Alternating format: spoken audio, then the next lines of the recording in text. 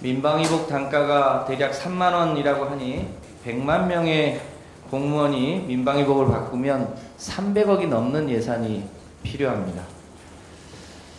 흰 고양이든 검은 고양이든 쥐만 잘 잡으면 됐지 민방위복 색깔을 왜 바꿔야 되는지 국민들은 납득하지 못하고 있습니다. 미디어 오늘 저는 어제 이재명 당대표와 함께 태풍 피해가 큰 포항 현장에 다녀왔습니다. 이 지역은 주거지가 하천 제방보다 낮아서 원천적으로 수해 피해 위험이 매우 큰 곳이었습니다. 당장 재난지원금 최대 200만 원을 현실화하는 것이 급한 일입니다만 배수 펌프 시설이나 원천적으로는 집단 이주가 필요해 보이는 지역이었습니다.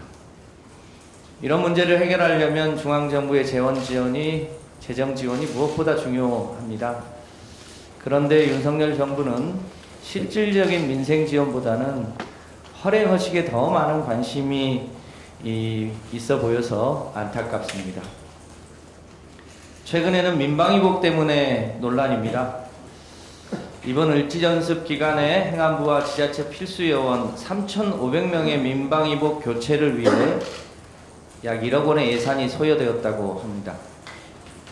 민방위복 단가가 대략 3만 원이라고 하니 100만 명의 공무원이 민방위복을 바꾸면 300억이 넘는 예산이 필요합니다.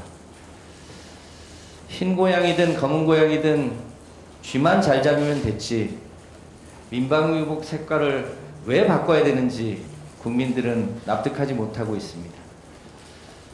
윤석열 대통령은 공간이 의식을 지배한다며 취임하자마자 대통령실을 옮기는 일을 가장 먼저 했습니다. 처음에는 496억 원이면 충분히 이전을 할 수 있다고 하더니 현재까지 추가로 대략 300억 이상의 예산이 소요됐습니다. 앞으로 얼마나 더 예산이 들어갈지조차 계산하지 못하고 있습니다. 뭐가 중요한지 지금 국민들은 윤석열 대통령에게 묻고 있는 질문입니다. 지난 2일 미국 경제주간지 블룸버그는 인플레이션 감축 법안을 배신이라고 표현한 한국 정부 고위 관계자 발언을 기사화했습니다. 요건데요.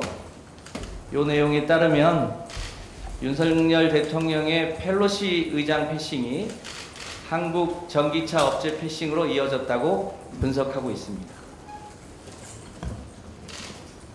윤석열 대통령은 가지 않아도 될 나토 회의는 참석해서 불필요하게 중국을 자극하더니 정작 꼭 만나야 했던 미 하원 의장은 중국 눈치를 보며 만나지 않아서 미국을 불편하게 했고 그 결과 한국 전기차는 패싱당했습니다.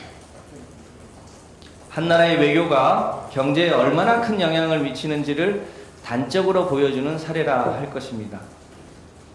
더 안타까운 것은 최근 일련의 사태에 대해 윤석열 정부는 반성도, 사과도, 대책도 제대로 세우지 못하고 있다는 점입니다. 미국 인플레이션 감축법은 기후위기를 계기로 1980년대부터 계속된 자유무역주의 시대를 끝내고 자국의선의 보호무역주의 시대로 돌아가겠다는 선언입니다. 수출로 먹고 사는 우리나라 입장에서는 엄청난 변화 앞에 직면하게 되었습니다. 자칫 국내 제조업이 공동화되는 문제가 생길 수도 있습니다. 윤석열 정부는 친미 외교만 외치더니 정작 뒤통수를 얻어맞은 외교라인 문책을 통해 이 같은 참사를 되풀이하지 말아야 할 것입니다.